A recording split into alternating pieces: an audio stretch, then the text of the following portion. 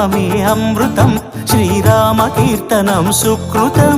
ఈ రామచంద్రుడే లోక రక్షయని అంతరాత్మ పలికే.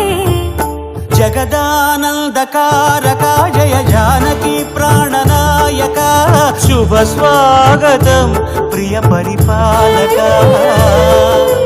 జగదానందకారక జయ జానకి ప్రాణనాయక, శుభ స్వాగతం ప్రియ పరిపాలక.